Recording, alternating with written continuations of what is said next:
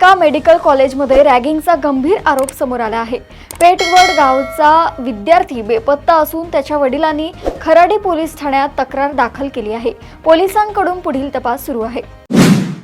कोल्ह्याच्या चाव्यानंतर रेबीजची लस घेतलेल्या अर्जुनवाडा येथील शेतकऱ्याचा उपचारादरम्यान मृत्यू झाला। या घटनेमुळे परिसरात हळहळ व्यक्त होत आहे। वाहन योग्यता प्रमाणपत्र गैर प्रकरणातील दोषींवर कठोर कारवाई करण्याचे निर्देश देण्यात आले आहेत। चौकशी पूर्ण करून जबाबदारांवर तातडीने कारवाई करण्याचे आदेश मंत्री प्रताप सरनाईक यांनी दिले।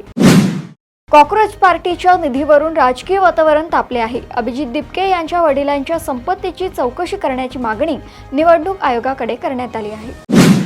लग्नाच्या आमिषाने फसवणूक करणाऱ्या लुटेरी दुल्हन टोळीचा नागपूर पोलिसांनी पर्दाफाश केला आहे।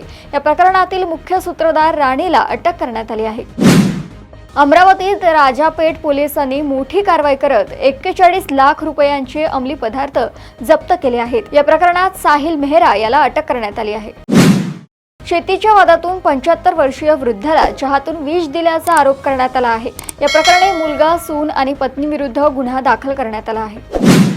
आमदार किशोर जोरगेवार यांच्या विरोधातील कथित AI पोस्ट आणि छायाचित्र व्हायरल झाल्याने चंद्रपुरातील भाजपमधील अंतर्गत वाद पुन्हा ऐरणीवर आला आहे। जिल्ह्यात भात रोवणीची कामे वेगाने सुरू आहेत, मात्र माती परीक्षणाशिवाय रासायनिक खतांचा वाढता वापर होत असल्याने कृषी तज्ज्ञांनी चिंता व्यक्त केली आहे। प्रधानमंत्री आवास योजनेच्या फाईलसाठी लाच मागणाऱ्या गंगाखेड नगर परिषदेतील बाह्यस्त्रोत कर्मचाऱ्याला SBने रंगेहात अटक केली। पहिला हप्ता स्वीकारताना ही कारवाई करण्यात आली आहे। प्रदेशातील अशाच घडामोडी मी प्रतीक्षा आपल्यापर्यंत पोहोचवणारच। तोपर्यंत बघत रहा देशोन्नती। नमस्कार।